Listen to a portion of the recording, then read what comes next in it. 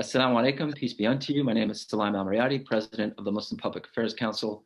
Welcome to our continued series, lecture series on the Palestinian issue, A New Approach.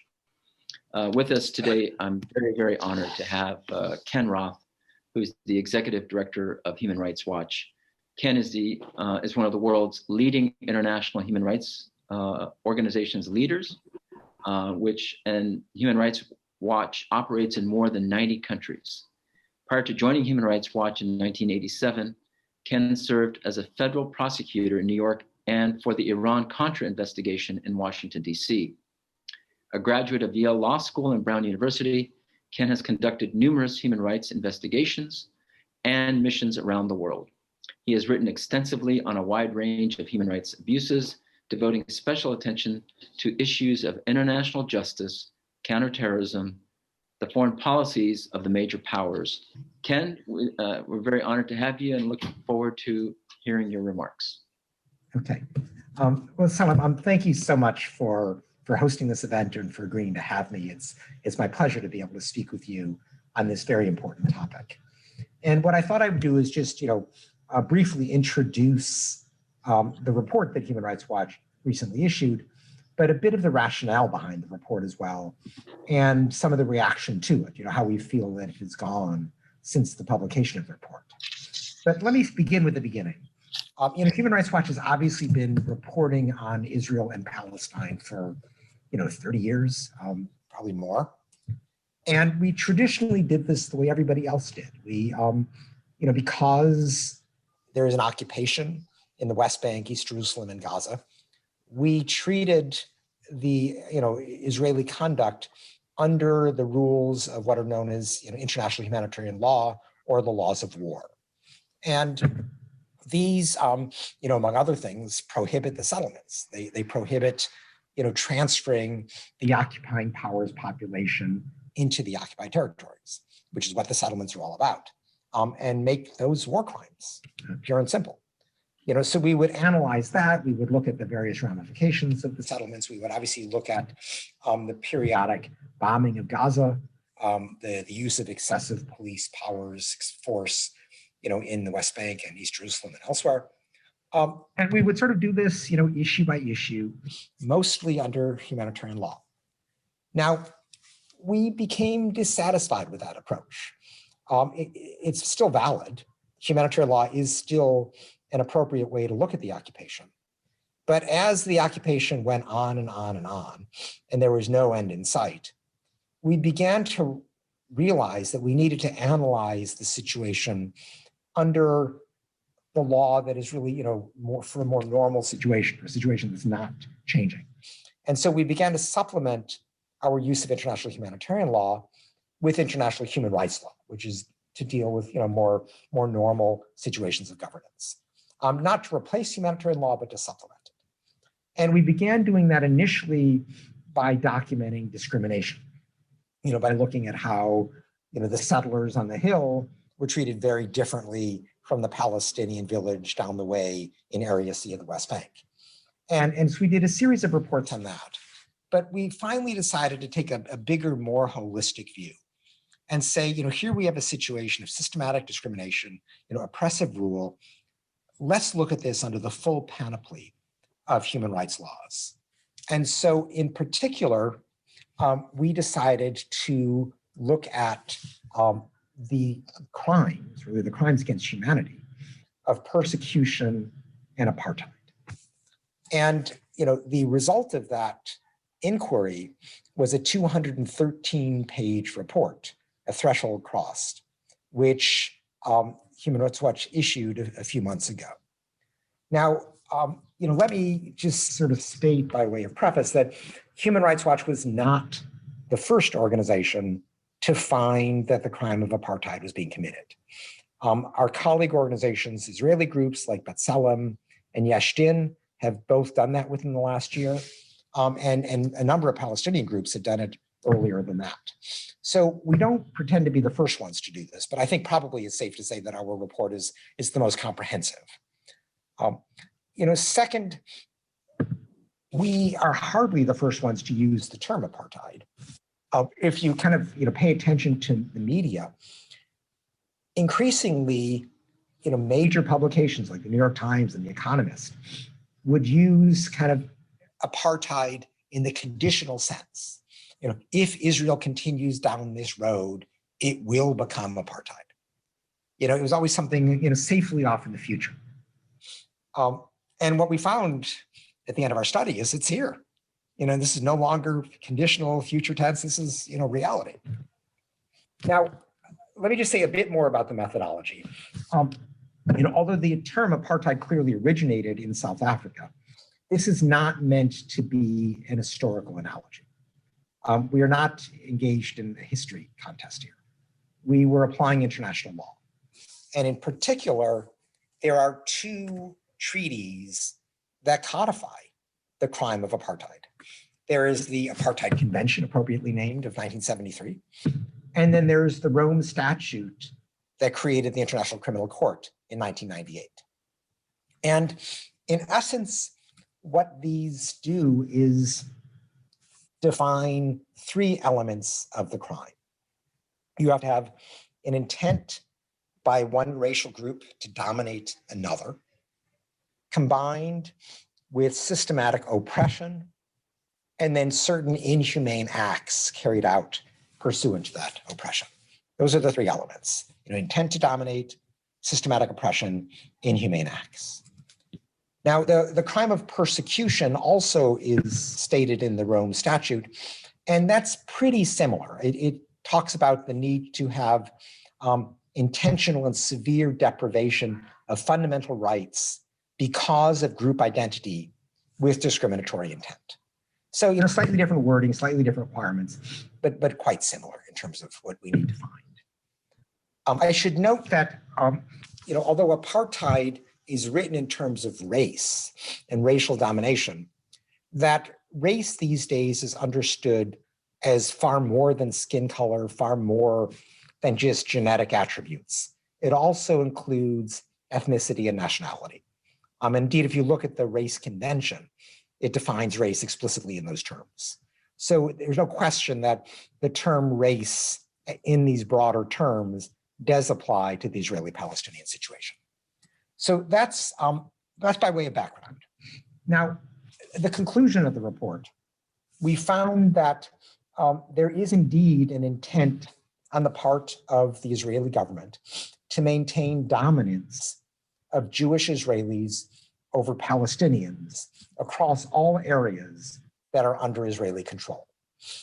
So this is, a kind of a river to the sea intent, but it is coupled with systematic oppression and inhumane acts that we found only in the occupied territories.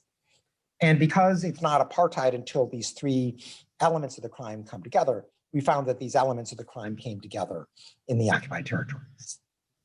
Now, let me say a bit about the different elements.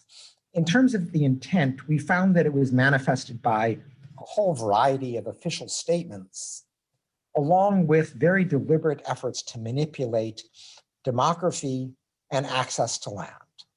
The demography was really aimed at ensuring a Jewish majority, certainly in the areas that the Israeli government cares the most about. So, certainly within the 1967 borders, but also within the parts of the West Bank that the Israeli government covets as ultimately being part of Israel proper. So there's a tendency to pack Palestinians into smaller and smaller areas. Gaza is sort of a separate thing. The Israeli government doesn't want Gaza, so they're perfectly happy for Palestinians to be walled off there. But then if you look at within, Green Line Israel, there's a tendency to, kind of constrain Palestinian villages, keep the Palestinian population, smaller, not covering very much area. And similarly, within the West Bank, where, particularly in Area C, the settlements are flourishing, but the Palestinian villages are seriously constrained, often not even allowed to build an extra bedroom, let alone, build anything more substantial. So there is this intent, which is quite clear across the board. In terms of the requirement of oppression and inhumane acts, let me start off by, describing what's going on within Israel proper, within Green Line Israel, because there we did find systematic discrimination, but we did not feel that it rose to the level of oppression, the type required to find a violation of persecution or apartheid. And so just to give you an example of the discrimination, a lot of people don't know this, but there are 900 communities within Israel which have so-called admission committees, the effect of which is to say that nobody can move in until this committee decides that they are compatible with everybody else in that community. And essentially they're used to keep out Palestinians, to say, oh, a Palestinian here wouldn't be compatible with this community. No, they can't come in. So it's, blatant discrimination. And you see things like that, across the board within Green Line Israel.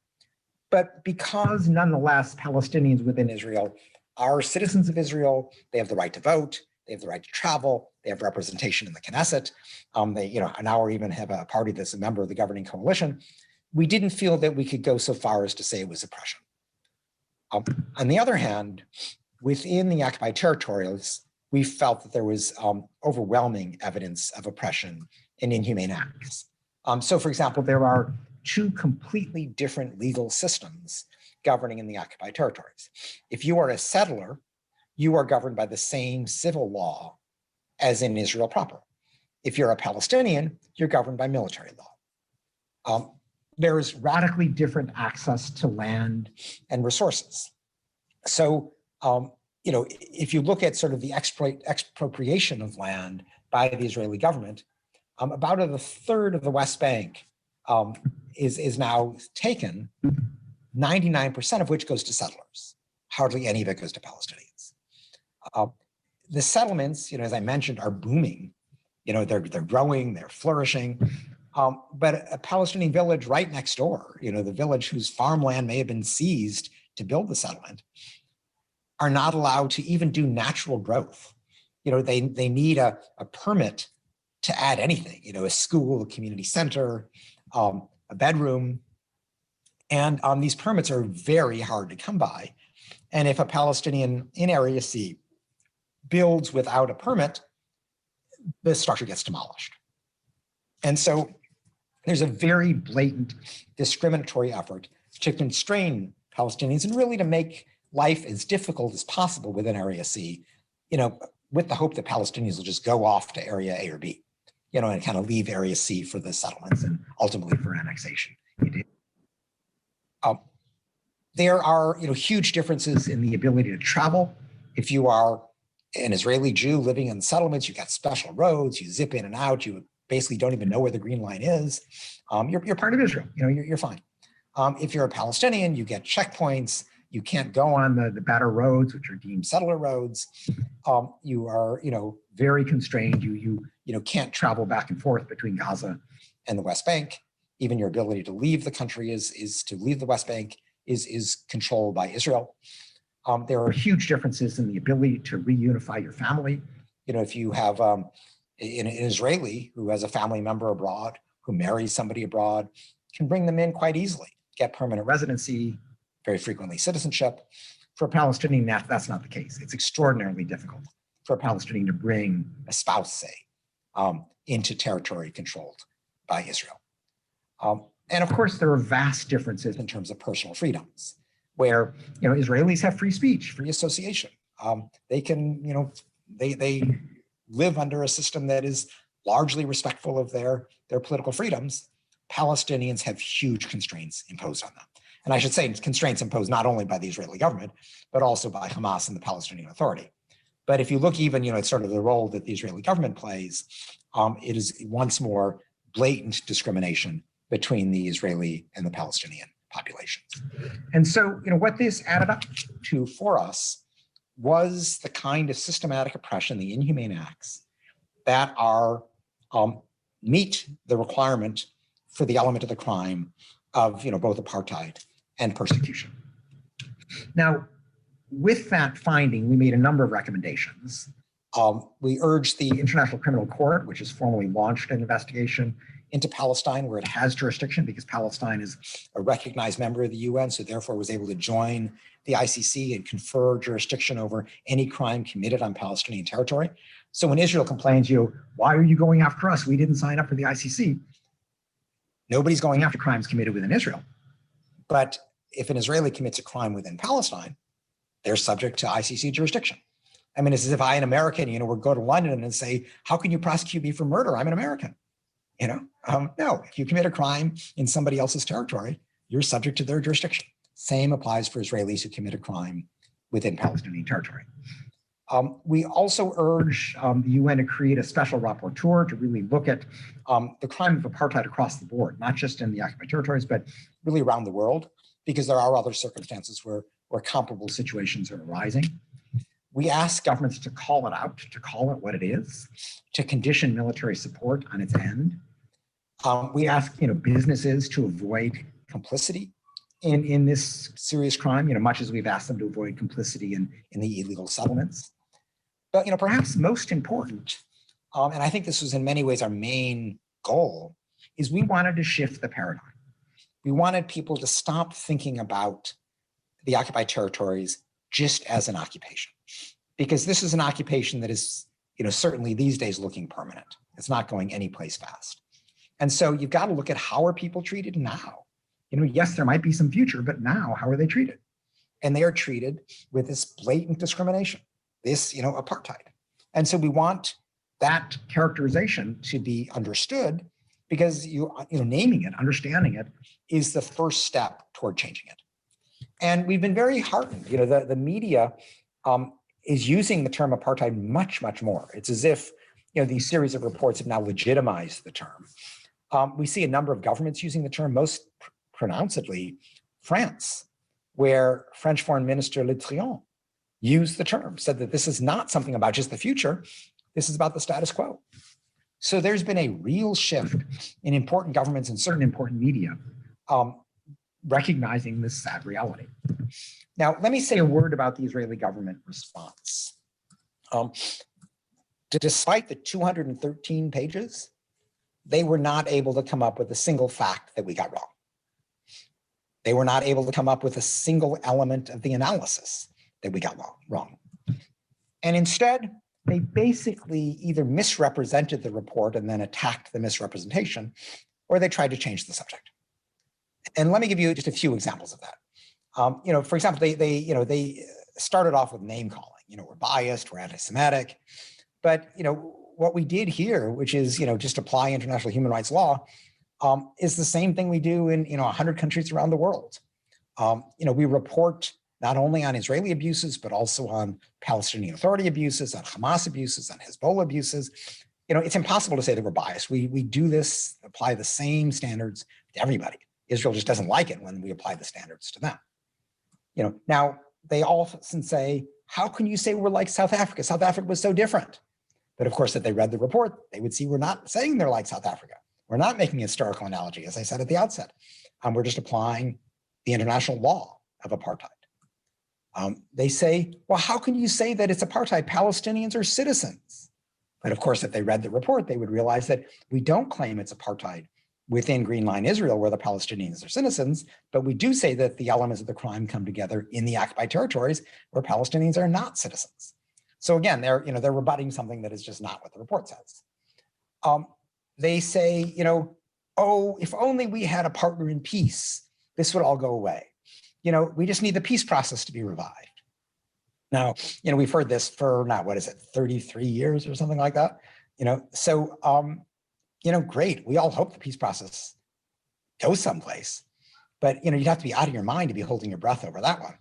And our view is you can't cite the peace process, stymied as it is, as a justification for an intolerable status quo. It's time to look at the status quo. And if at some point in the future there's a revived peace process, great.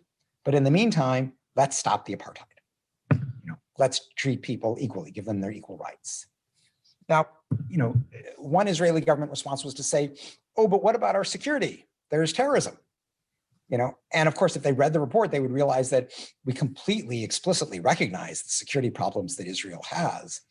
But the practices that we describe are either not about security at all, or are completely overbroad in addressing security.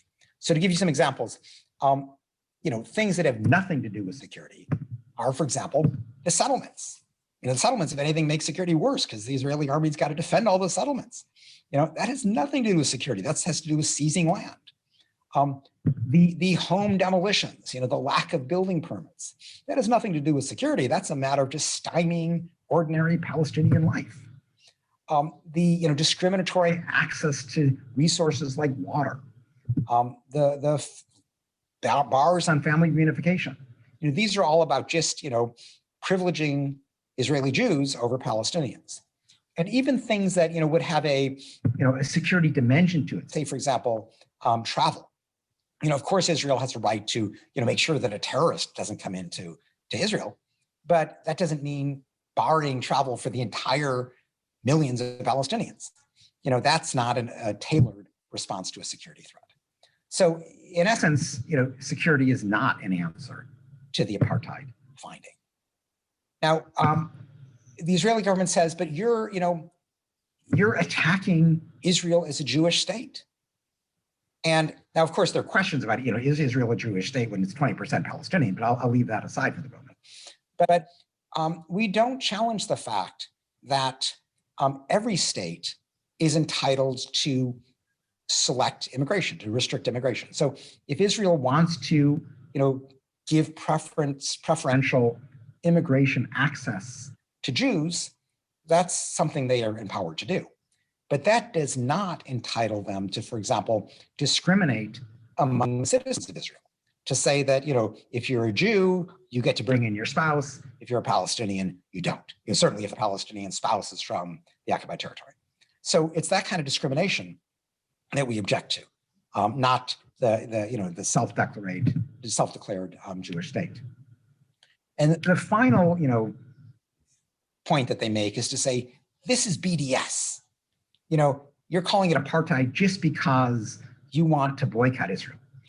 But of course, Human Rights Watch has never urged a boycott of Israel. We uphold the right of people to advocate BDS, but we actually have not joined the BDS movement. The closest we've come to anything is to say, businesses avoid complicity in the war crime settlements. Don't do business in those settlements. What Ben and Jerry's just did, that was good. That was, living up to their business responsibilities. But we don't call for consumer boycotts. We don't call for any boycott of Israel. So this has nothing to do with BDS. That's an effort just to kind of use labels to avoid addressing the reality. So, what we come up with is that, the Israeli government has no answer to this report. They have name calling, they have changed the subject arguments, they have misrepresentations, but they've done nothing to defeat the very detailed findings. And that, what these findings should compel us to do is to dismantle the apartheid, to aim for equal rights. Now, this doesn't mean, one state, two-state confederation. Human Rights Watch actually doesn't take a position on any of that. Our view is whatever you have, you need to have equal rights, that you can't allow this regime of blatant discrimination, of blatant oppression to go on forever in the name of this moribund peace process. You got to look at the reality now. The reality is apartheid, and the antidote to apartheid is equal rights. So let me stop there and Solomon, welcome a conversation with you. Thank you, Ken. That was the most lucid presentation I've ever been witness to, and I learned so much. And as I've been telling other speakers, and to you especially, I feel like I need to pay tuition now for learning so much about international law, human rights law from your discussion, and also how, for lack of a better term, I can't think of the right term, but it's so objective, it's balanced. You are looking for facts and then determining the position. You're not taking a position and then trying to find facts to substantiate the position. And that's the sign. It's just a sign of integrity, and I really, really appreciate. Which is also why our findings are slightly different from other groups. Yes. But fair enough. That's okay.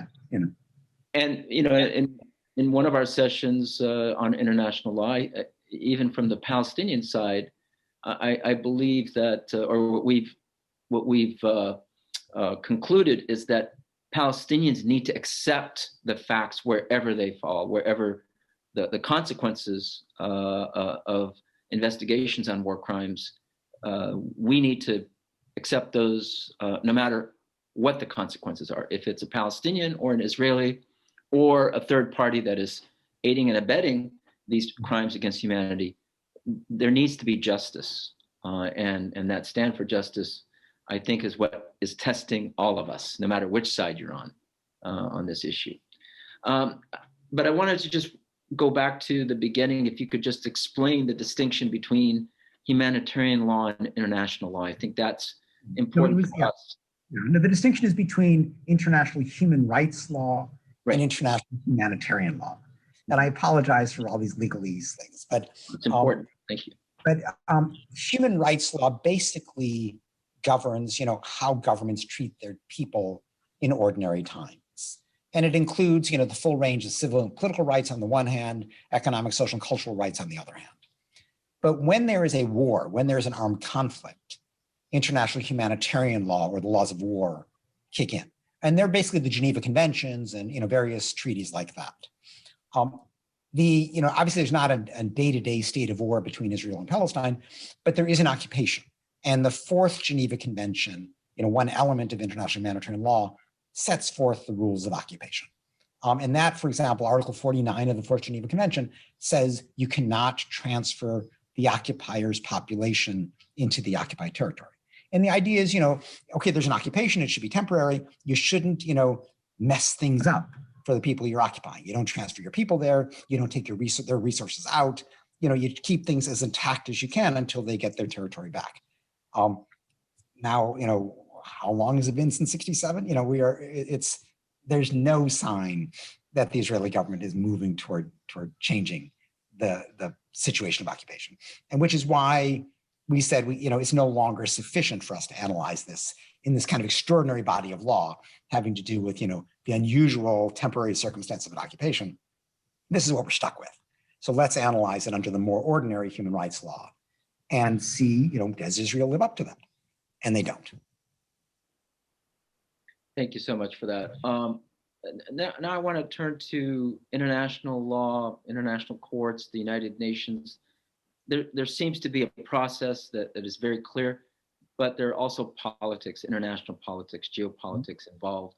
Can you help us navigate that in terms of how we as Americans can play a constructive role in moving the process of achieving international adherence to international law on this issue?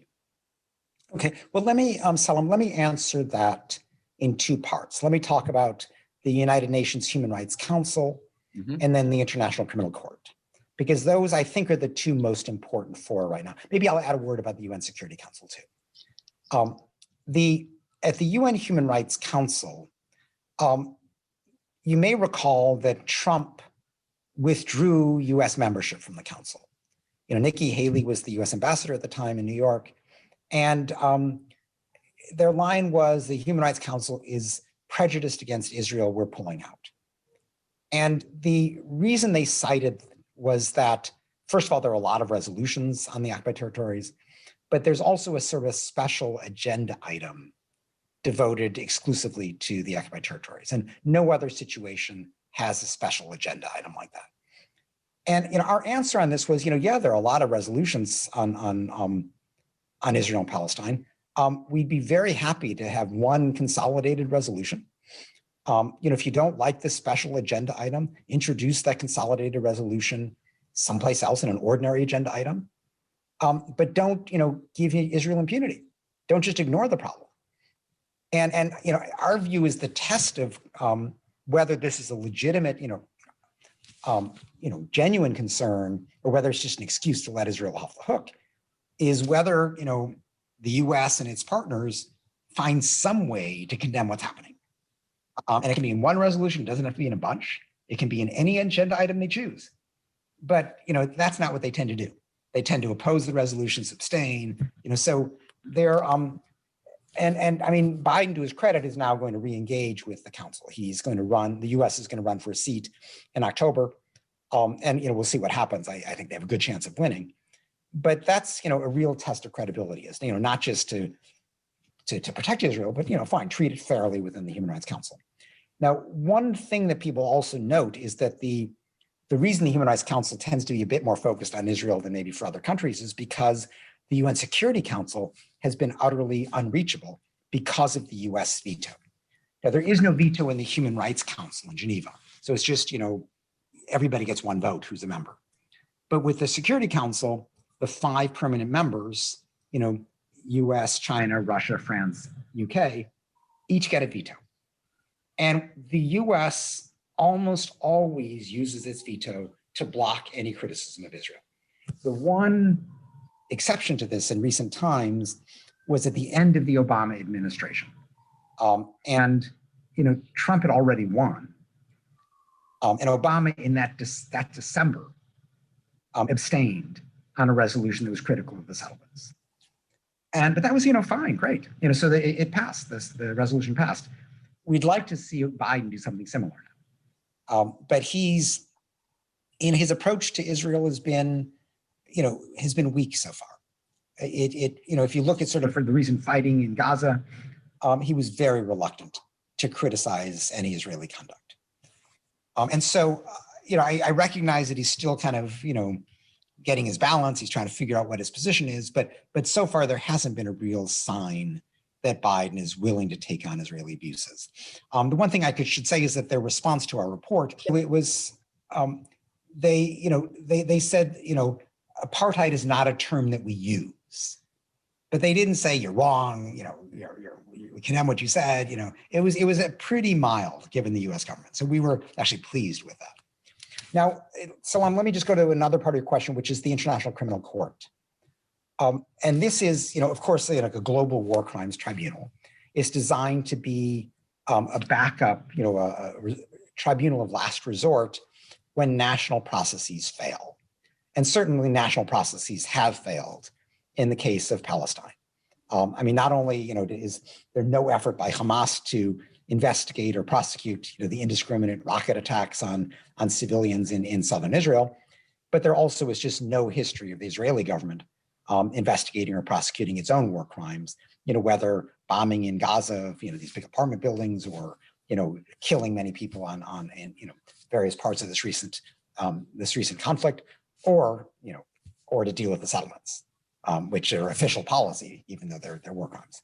So, but when the International Criminal Court prosecutor decided to open up an investigation, the Trump administration did something utterly outrageous.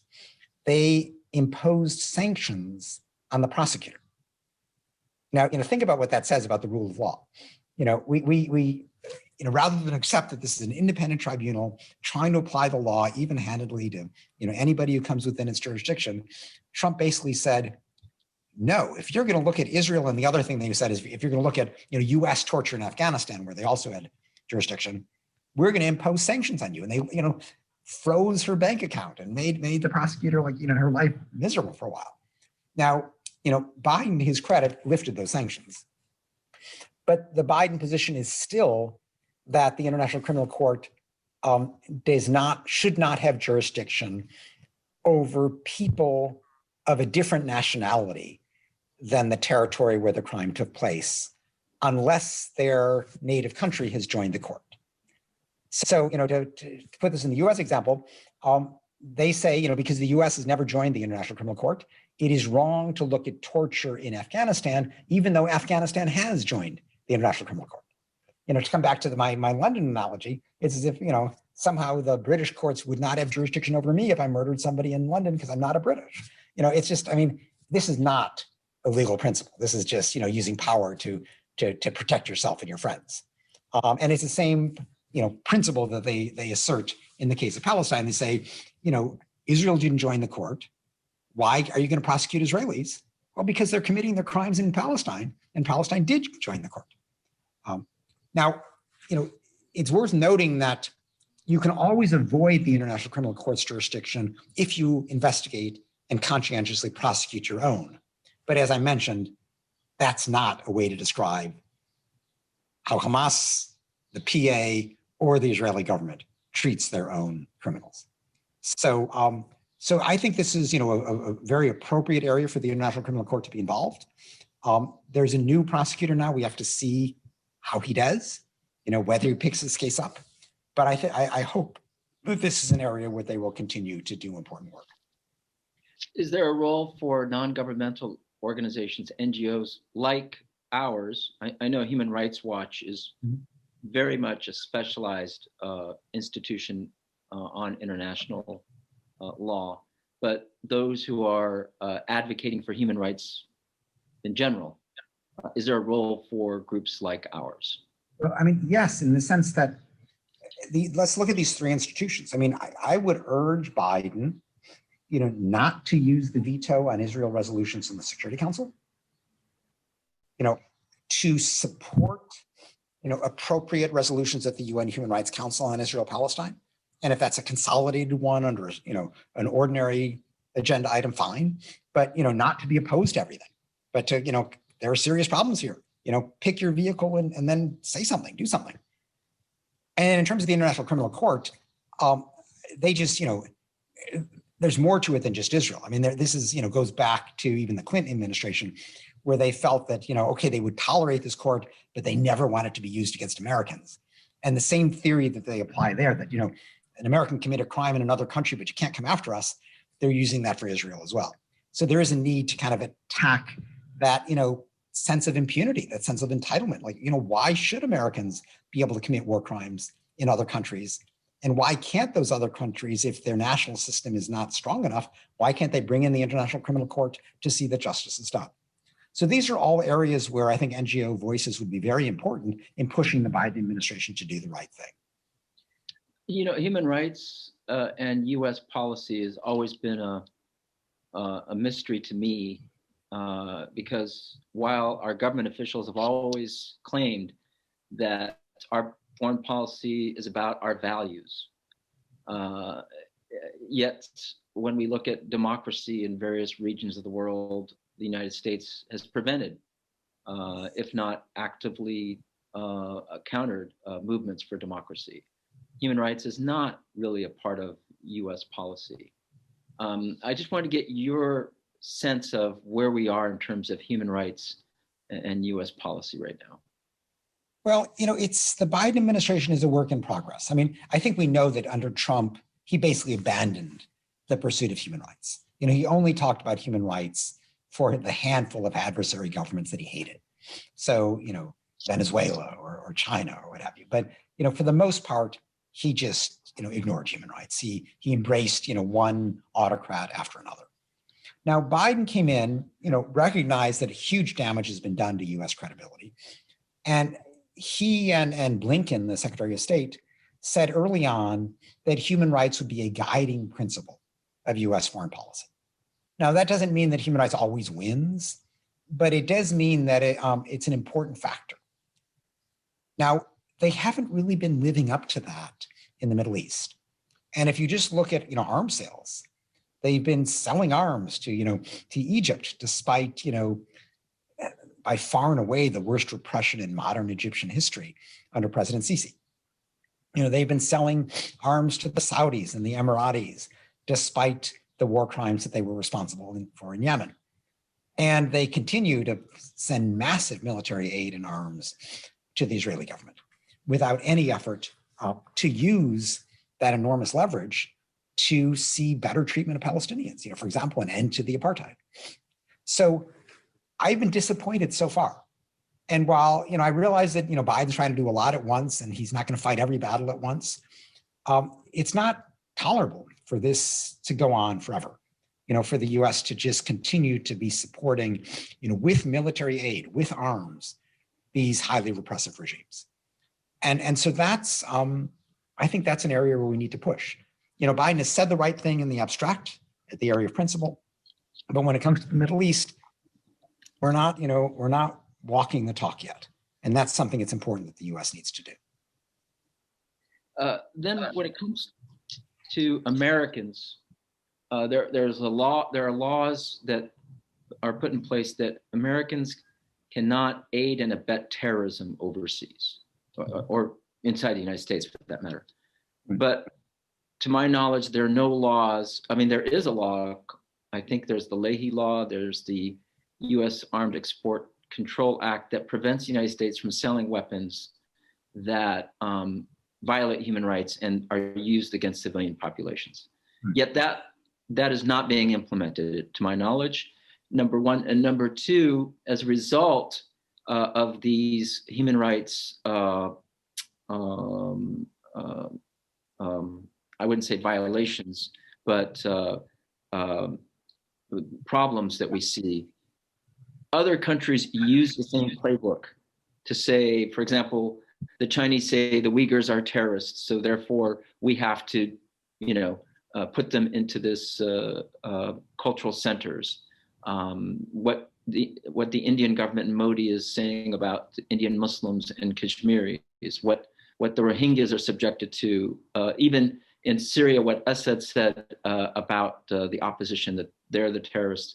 These are all tyrannies using the card of terrorism, but they are actually using the playbook that the United States has. And I'm not saying that the United States, that these governments are on any equal footing to the United States, but they do get their cues in at least from this standpoint, that that's the playbook, that if you call somebody a terrorist, you're saying that this violates our security, then you have the right to go in and violate the human rights of these civilian populations. I mean, Salman, you're absolutely right. And this is a horrible legacy of the second Bush administration, where Cheney and company really felt that, there was a terrorist attack, obviously a horrible attack on 9/11, but they felt that, therefore anything goes. And they instituted large-scale torture. We still have 39 people locked up in Guantanamo, most of them without ever having been charged, almost 20 years now. So that is a horrible legacy. Now, the torture, as far as we know, stopped with the Bush administration. Obama certainly stopped it. And we don't even think it revived under Trump. And I don't expect it to revive under Biden. I'm happy to see that Biden, just transferred his first prisoner out of Guantanamo. I don't think there were any transfers under Trump. Right. So we're down to 39 prisoners, but it would certainly be good to close Guantanamo altogether, because it is, a stain on America's reputation, but it also symbolizes what you're describing, Salam, which is, an abusive approach to fighting terrorism. And, the damage has been done with Bush, but the U.S. can try to, redeem itself, both because it's the right thing to do, because, just because you're fighting terrorism doesn't mean you can use anything you want. That's why you have international human rights and humanitarian law to say there's certain things you can do and certain things you can't do. You can't torture. You can't bomb civilians. You can't, whatever. So there's a whole body of law about what you can't do, and you got to live within that. So, but, governments, of course, love to wave the terrorist banner. And then you get, outrages like what China is doing in Xinjiang right now, where, because there were, a handful of terrorist attacks, a decade ago, I guess, they're locking up 1 million Uyghur and other Turkic Muslims and basically forcing them to renounce Islam, to renounce their culture, to renounce their language. I mean, this is, outrageous stuff. These are crimes against humanity, all, ostensibly in the name of fighting terrorism. So we have to be very careful about the use of that term and recognize that it's not carte blanche to just rip up the rules book and engage in whatever atrocity you want. Now, you had also mentioned at the outset U.S. law on arms transfers, and you're absolutely right. There's the Leahy law, which is more narrow, which says you cannot send arms to abusive units. But there's also broader law in the United States which says you cannot sell arms to governments that systematically commit gross violations of human rights. So the most severe abuses, war crimes, torture, and the like. And it's hard to justify the arms sales to the governments I mentioned under that law. And I think there's, a useful thing for NGOs to do is to push the Biden administration. What are you doing? This law is there, it's in the books. It's not just a matter of, it being the right thing to do. This is what the law requires. Why are you not abiding by it? Thank you, Ken. We have a question from Amani Ahmed. Go ahead, Amani. Hi, yeah, thank you for speaking to us. So I'm a law student actually, and we are hearing a lot about, the push to ban critical race theory in schools and possibly like federally funded law schools. And I know this has kind of always been an issue. We learned a little bit about it in school, how they would deny professors tenure who were, engaging in this kind of discourse. But I'm wondering, should this be somewhat successful, do you think that there would be a great impact on human rights law at large? Because from the start at your education, you're not kind of engaging in that critical education. Yeah, look, I mean, I hope that these efforts are simply declared unconstitutional, a blatant violation of the First Amendment, because, you shouldn't be legislating history. The critical race theory is, an interpretation of history in the United States. And, whether you believe in it or not, it shouldn't be up to legislatures to prohibit discussion of it. Now, there is, some tradition, particularly at, elementary schools and so forth, where curriculum is set by state officials. But I'm not aware of any effort to sort of whitewash American history, to say that, ugly sides of American history can't be discussed. I mean, that just is really stepping over bounds. So I do feel that this is, it's an effort, as one often sees, to politicize race, to try to find, a wedge issue that will upset certain constituencies and get them to vote Republican. But I think it's, very important to point out the principles that are at stake here. And if you agree with critical race theory, or you disagree with it, this is a matter for discussion. It's not a matter for censorship. Thank you, Ken. We have another question from Noor. Go ahead, Noor.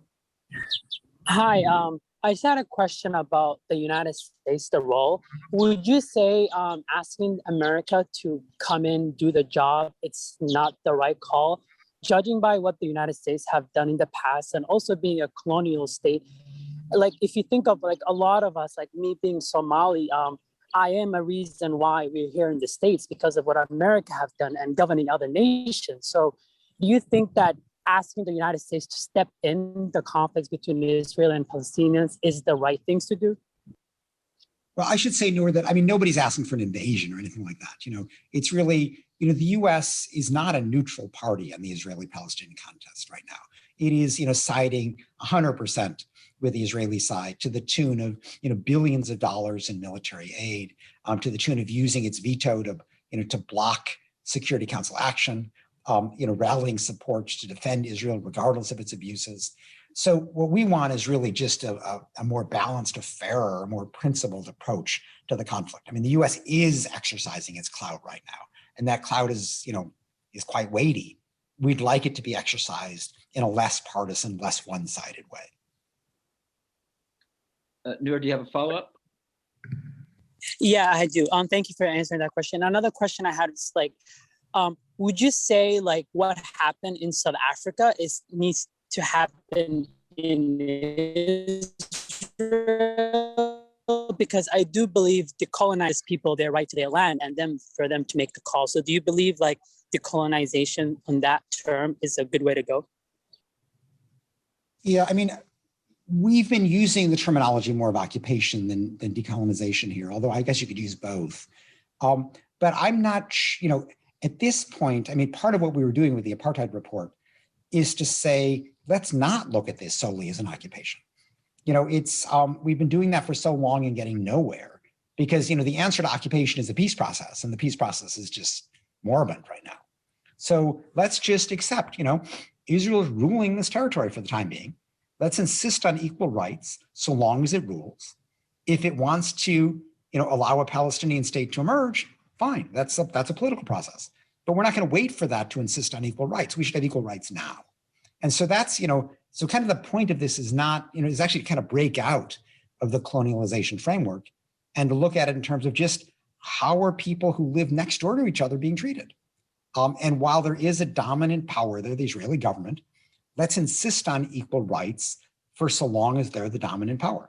And if there's, significant territory where Israel is no longer in control and a Palestinian state emerges, that's a different matter. But, that's not something we're taking a position on. We're just saying, de facto power now needs to respect equal rights.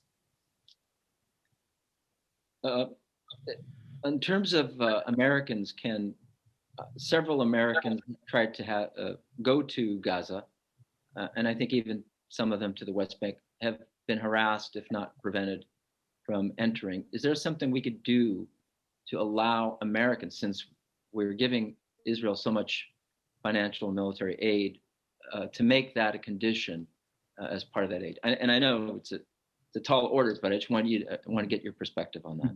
Well, I mean, theoretically, yes, although to be honest, I would prioritize other conditionality, such as ending apartheid. Yeah. But I'm not sure how difficult it is to go to the West Bank at this point. If you get into Israel, it's pretty easy to go to the West Bank. It's much more difficult to go to Gaza. And I mean, I've been to Gaza twice, but it's a difficult process, and you need permission. And so and certainly I think we would all benefit from having more visitors to Gaza. But at this point, if I were urging U.S. conditionality, I really would, put more of an emphasis on Israeli abuses against Palestinians. Fair enough. Have you watched the movie The Present? Because I think it's a wonderful short film on the issue of the inability for Palestinians to travel. It's about a father who wants to buy a refrigerator for his wife. He takes his daughter, and you go through the hurdles, the trials and tribulations of him just getting through the checkpoints and trying to get back. It's something that I think a former CIA director suggested that all members of the U.S. government should watch. No, look, I mean, I haven't seen it, but I've read about it, so I'm familiar with the film. And I understand it to be a very good representation of just the extreme limitations on mobility for Palestinians who live within the West Bank. And of course, we have to recognize that in many ways, they're the lucky ones, because they're, it's even worse in Gaza. In Gaza, it's much more difficult to get out of Gaza at all, So, but this effort to kind of, limit travel, divide up populations, that's part of the way that Israel maintains control over the Palestinian population. There's a question from somebody who says they have a bad connection, so they want me to read it. How would you respond to the claim that the current system is necessary to ensure the Jewish character of the state? Well, I tried to address that earlier in my remarks, but obviously, if Israel were really concerned about that, they would very quickly allow a Palestinian state to emerge, because within the 1967 borders, there's a very clear Jewish majority. The international law with respect to immigration is quite deferential and does allow governments to, discriminate in whom they admit as immigrants. And so if Israel, wanted as a basic matter to prioritize admitting Jews who wanted to emigrate to Israel, they would be allowed to do that, but that does not give them license to discriminate among citizens. And so, for example, the current practice where, a Jewish Israeli can marry somebody overseas, they get to come to Israel, quickly become at least a permanent resident, if not a citizen. But if a Palestinian, wants to marry somebody from the West Bank or Gaza, it's extraordinarily difficult to give them, residency rights within Israel. And that kind of blatant discrimination is not justifiable. You can't just say, Jewish state as a justification for that. And the last question I have for you, Ken, is a personal one. We talk about so many figures in our country, but very few really. We talk about celebrities, and we make this mistake that we associate celebrities with heroism, like they're heroes because they're able to dribble a basketball or run and it's great. It's a great skill to have, of course, but a true hero is one who is standing for the truth and is not wavering. And even if they're the only person, if they have that conviction and sincerity, they uphold the truth. And the Quran says, stand for the truth and justice, and be witnesses to God, even if you have to testify against yourself or your own community, for that matter. So I think that is our standard of upholding the truth and justice. But I wanted you to talk about your personal journey in working for Human Rights Watch, and what lessons you can give to people who would like to emulate you and follow that path, but they feel like there's so many hurdles to get to that point of really working for international human rights and human rights law. Well, I should say, I mean, I think the power of Human Rights Watch and the human rights movement is that the truth really does matter. And that, the truth forces governments to have their conduct weighed against public morality. And the reason governments go to such lengths to hide their human rights violations is because they realize that those violations are shameful. They don't want people knowing how they're behaving. And so there's huge power in the truth. And obviously one way to do that is through an institution like Human Rights Watch. But in a sense, everybody can do it themselves through social media, through whatever form you have. Don't be afraid of speaking the truth. And be as objective and principled as you can, but call out misconduct. And that's how things move. When there's enough of a clamor against governmental misconduct, then the pressure is such that the government has to begin to change. Thank you so much, Ken. My guest has been Ken Roth, Executive Director of Human Rights Watch, that recently issued a report, April 27th, 2021 of this year, A Threshold Crossed, Israeli Authorities and the Crimes of Apartheid and Persecution. And of course, we encourage everybody to support Human Rights Watch. And hopefully, Ken, after the pandemic, we'll see you in Los Angeles or New York or Washington, and we'll get to work with you further and support the great work that you're doing. I look forward to that. Thank you very much for having me today. Thank you, Ken.